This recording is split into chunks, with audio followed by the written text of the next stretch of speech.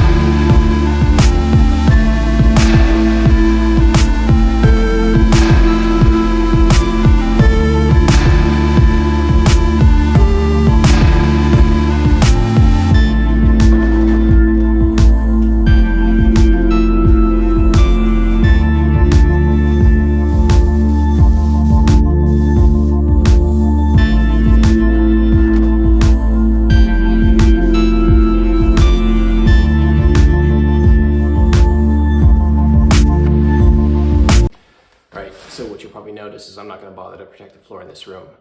I have decided to do laminate in here, which means I've got some additional cleanup to do, and I need to get some at least 1/4 inch to put down because the floor is not even enough to lay luxury vinyl. So that's the plan. It's unfortunate, but anyone else who looked at this would probably say no, just go over it. So I think that's where I'm at right now. So.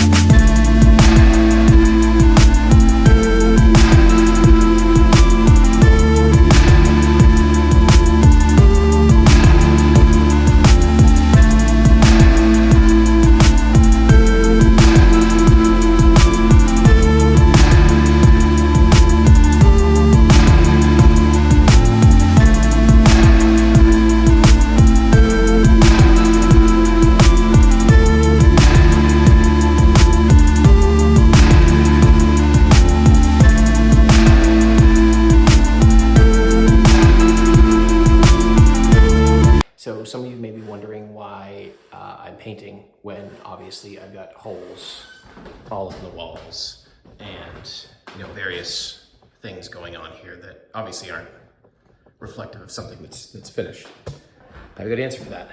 Well, I have an answer for that.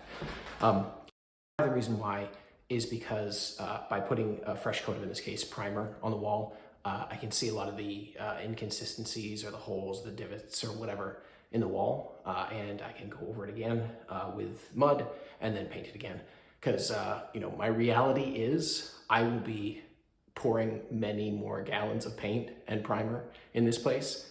Just like with the mud, I know there's always going to be a place to put it, not worried about wasting any, and I'm going to have plenty of opportunity to clean it up. The second thing is kind of psychological, actually. It's really hard. Oh, it's really hard to bend over like this. It's really hard to look at a place like this and feel like I'm making progress. You know, apart from knowing that I'm going to have to clean things up again, paint up, that's fine. But when I look at painted walls and I look at, you know, many rooms of that, it makes me feel better about the progress that I'm making. And really, you know, when you take on something like this, or at least for me, that's a big part of it. You know, I know I'm going to be cracking open more cans of paint and whatever helps. That's it. That's reality. The other thing that helps is tools. So I want to talk about that real quick. So this right here, I used to take these rollers and just rinse them off in the sink, squeeze them out, whatever. And that was hard because you never get the paint out and you end up wasting a bunch of paint, and it's a long process, it wastes a lot of water. So this right here, you know, most professionals would know what this is. I'm not a professional, it took me a while to discover this. So this is a painter's tool. It's like a something in one, like 12 in 1 or whatever. It's got a notch here and a notch here. So this bigger notch you use to scrape your brush. And I actually have to do this in 2 passes. So one, while I'm here, I'll scrape the paint directly into the bucket that that I don't want to waste. And then when I get home and I'm actually washing the brush off or washing the roller off in the sink, I will, you know, use it as well to get the remaining paint out, but also to get the water out, which means I can use this roller a lot. Second thing, the roller itself. So when I'm doing something like this and I want to put down paint quickly, especially where the wall is a little bit textured anyway, because it's wallpaper underneath, I use a 1/2-inch nap roller. Loads up a lot of paint, lays a lot of paint down, and the texture is perfect for what I like or what I like to put down. Third thing, this right here, this pole. So I used to use just this part of the roller when I painted. Sorry, this roller handle here. So I used to use just this part, and honestly, you know, it worked, but you're always painting with one hand, so your hand kind of gets tired, your arm gets tired, and you have to get in real close. And sometimes it's hard to get up high, it's hard to get down low, you gotta bend over, whatever. In some cases, get a ladder. So this right here, this pole, has been fantastic. So what this allows me to do is just stand next to the wall. You can see in the video, I don't really have to bend over a whole lot, even when I'm loading up the brush. Makes, in terms of painting, like if you're doing a lot of it, makes it so much easier.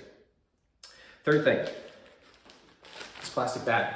So if I know I'm going to be coming back tomorrow and painting, what I'll do is I'll just take this roller off, put it in the plastic bag, and it'll be good till tomorrow.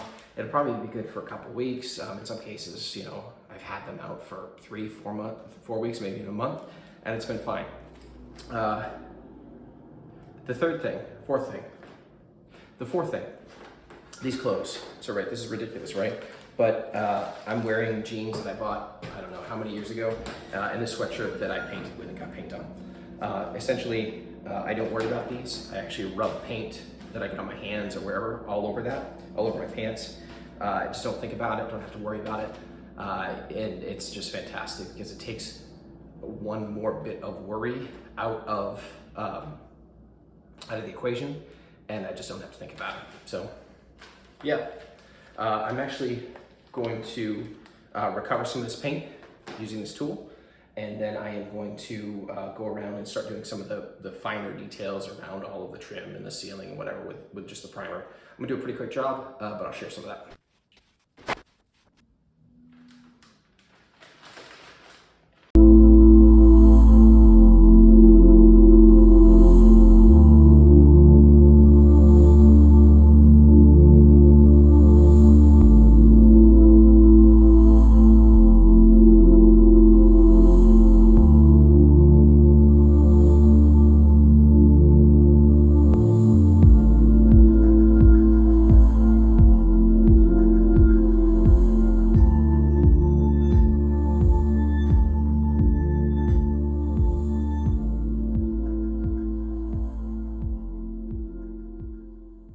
So this room is completely done. Well, as it is, it's done. All right, so a real quick wrap up for the day. We got this room completely done, including all of the edging, trim, what have you. We got quite a bit of this done. I just don't have the will to go on today, and not in a bad way. I just don't want to do any more trim. So I'm gonna save this for next time. I'm gonna bring this stuff home and get it all cleaned up, and then bring it back and paint again. And you know, same with this room. This room's been finished for a while, or at least the rolling's been done for a while. And now all it needs is the trim. So I'll probably take that on next time. I do have an update on the stack situation. So I am gonna get a few folks to come here and give me estimates on what it's gonna take to remove that. So that's happening, I think this week, and I got someone else coming the week after. My hope is it's not going to be prohibitively expensive because, you know, I've done most of the work to gain access to it, but at the same time, you know, we'll see. Plumbing, I won't say especially around here, but plumbing anywhere is expensive. So yeah, more to come on that. Thanks so much for watching, and if you enjoyed this, and by this I mean the video and you know, the new format too, please let me know. Leave a comment, or you know, whatever. Most of the people watching, I think, are family, so you can just send me a text.